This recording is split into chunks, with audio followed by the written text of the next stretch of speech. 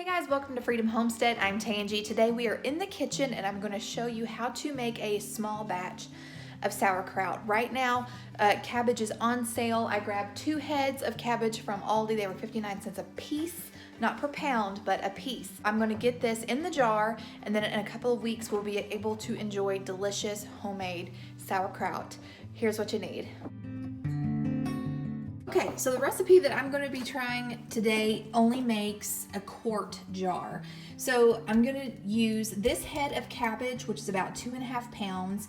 I'm going to use about 1.5 tablespoons of pickling salt. Basically, you want kosher salt. This is the closest thing I have to it. And then you also need something to shred your cabbage with. I'm going to be using a slicer. And then of course you need a clean, sanitized mason jar that you are going to be fermenting this in. You're also going to need something to cover it, but also that will allow it to breathe. I have a pickle pipe, and you put this on top of your jar like this. So this keeps stuff from getting in, and it only allows air out. And then this is what's called a pickle pebble. It's made from mason tops. These are really cute and super duper handy. I will leave links in the description box below where you can get these, but this just keeps the cabbage weighted down in its brine, so it will ferment nicely. And I also have, this is what's called a pickle packer, but it's used to help bruise the cabbage and also to pack it tightly into your mason jar. If you don't have one of these, you can certainly use a potato masher. I can't fit my hand down in the jar, but I've used my hand in the crock to kind of push it down firmly. So anyway, let's get started. Once you've rinsed your cabbage and removed any outer leaves that had bad spots on them, you're going to core the cabbage. And I do that by cutting the cabbage in half, slicing out the core, and then I go ahead and quarter the cabbage to make it easier to slice it. Now I'm using a mandolin because it gives me nice thin slices. You can do this with a sharp knife as well.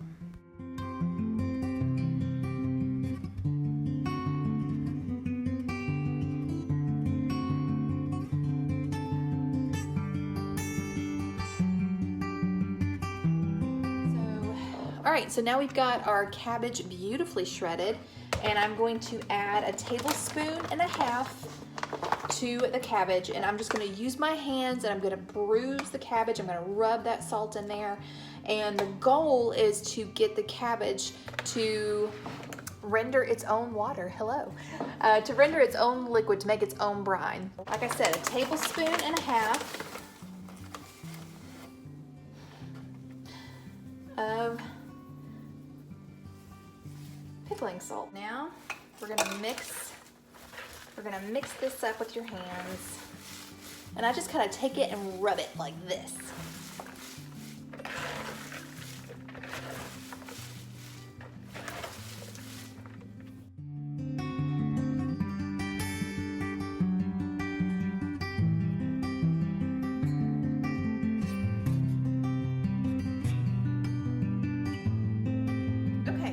So you could probably tell during the time lapse that as I was massaging and kind of getting rough with the cabbage that it's already broken down considerably. When I started, the cabbage was like up here, and now it's broken down quite a bit. So I'm gonna just take this tea towel, I'm gonna cover this bowl, I'm gonna set it to the side for a couple of hours, and we're gonna let the salt do its job. We're gonna let it pull the water out of the cabbage, and when we come back, we're gonna check on it, and then we're really gonna beat it up. Let's get this covered and hanging out. See what we come back to. A couple of hours later, we come back, and you can see as I pull the cabbage back that it's rendered a lot of its own water. But now we're going to take the pickle packer and we are going to just stamp on that cabbage to break it up even more.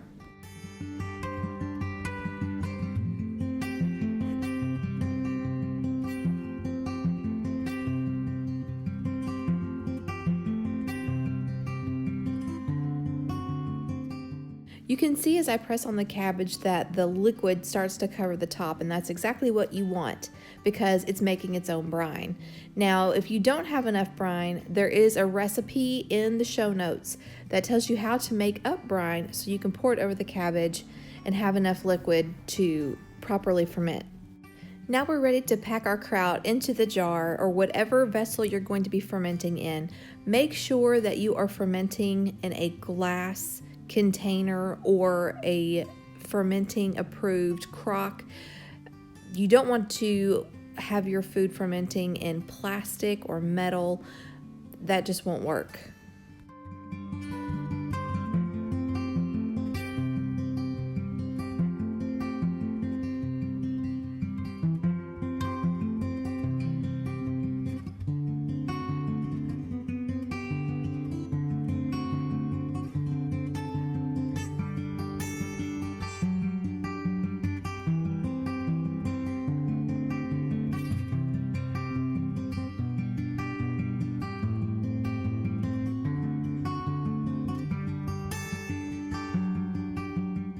Now that all of the cabbage is packed into the jar and I know that I don't need to make extra brine because it's doing beautifully on its own, I put the pickle pebble on top of the cabbage, and again, this keeps it weighted down in its own brine.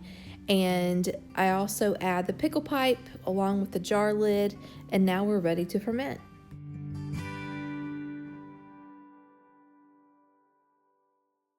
You want to keep your ferments out of direct light. I have a little cubby in my kitchen that I keep all my ferments in. I've got my sourdough, my kombucha where I'm growing a SCOBY, and I put my jar of sauerkraut in a saucer to catch any liquid that might bubble out.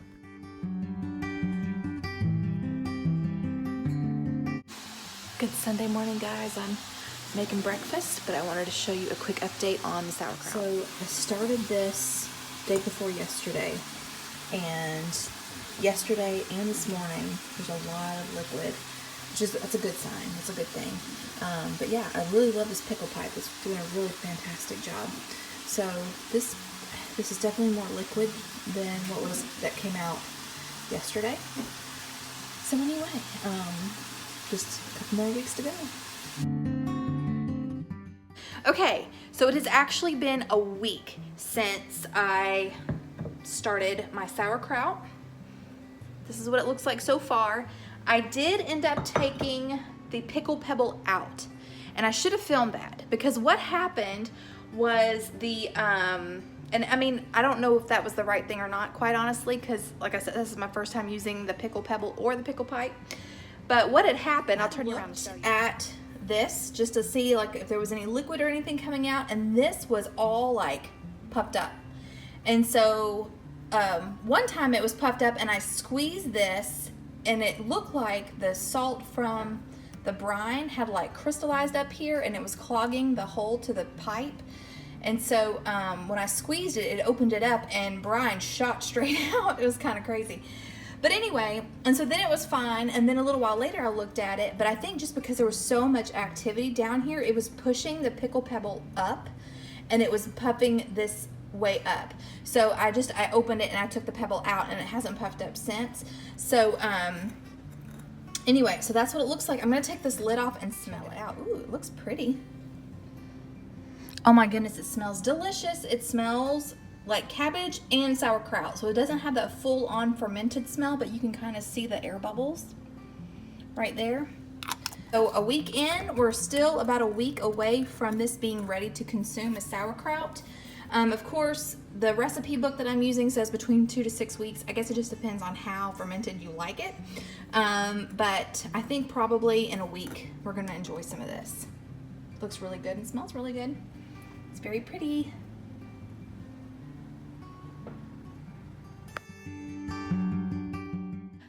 Okay guys, it is the last day of the sauerkraut fermenting and I'm so excited. Now I will admit I've already taken a peek and I see a little something on there, but it's gonna be okay. I'm gonna show it to you. So it's been 2 weeks. As of today, it's been 2 weeks. So let's open this. Let's take a look at it. Let's talk about it. So I've already loosened the lid. We're gonna pick this up and we're gonna take a look inside. Now, if you look closely, you're gonna see some little white bumpy looking things. That is probably a mold, but it smells good. The kraut smells good and it still looks really good. So I'm just going to take that off and throw it away, and it's gonna be just fine. That happens sometimes, and what will cause that usually is air getting into the jar. And I should have left the pebble on, left the pickle pebble in there. It just worried me because there was so much buildup. Like I said, it was making the the pickle pipe bulge like that, and it was kind of starting to freak me out. But everything I've read says that anything like that that you see on top of your kraut, as long as it still smells good, still looks good, just to skim it off and go ahead and enjoy it. So that's exactly what we're gonna do. I'm gonna skim that off, and then we're gonna give it a try. It lost a lot of liquid during the fermenting process. You can hear it crunching. It's very good. In fact, this could actually probably ferment a little bit longer. It really, really is good. It's very, very mild, and like I said, I'm pretty sure this could probably ferment a little bit longer, but I've already got company excited about sauerkraut and brats for tonight, so let's cook this up. Okay, now, honestly, my favorite way to eat kraut is right out of the jar, but we are going to make brats and kraut. Now, we are an alcohol-free family, so there will not be any beer in this recipe, so this is pretty straightforward. Let me show you how I throw this together. Over medium heat, I am melting some bacon grease in my Dutch oven. To that, I'm going to add in my brats. Now this recipe, I'm only using the sauerkraut, bratwurst, and the bacon grease. My liquid, I'm going to be adding just water. Quite honestly, we love the flavor of brats so much that we don't want to add anything else, so just a little bit of water to help steam and cook the inside of the brats is all we need. Now, as you can tell, I am definitely using raw brats. These have not been smoked or cured in any way, so cooking these through is very important. I'm just browning them on all sides in the bacon grease.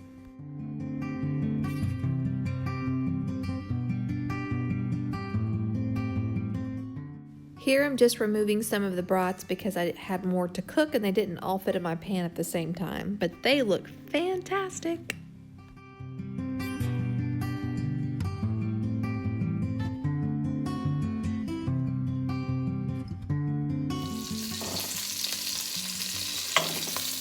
Now that all the brats have been browned, I'm just removing them from the pan and we're going to add in our sauerkraut.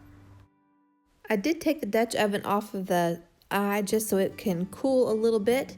So now I'm adding in the sauerkraut. Now I believe that the traditional German recipe is to add apples. You can add just finely chopped apples, or I've even seen some people add applesauce, which would give it a nice sweet flavor, but I didn't do that. We just went straight sauerkraut. And like I said before, I'm going to add just a little bit of water to this kraut to help steam the brats so they'll be completely cooked through.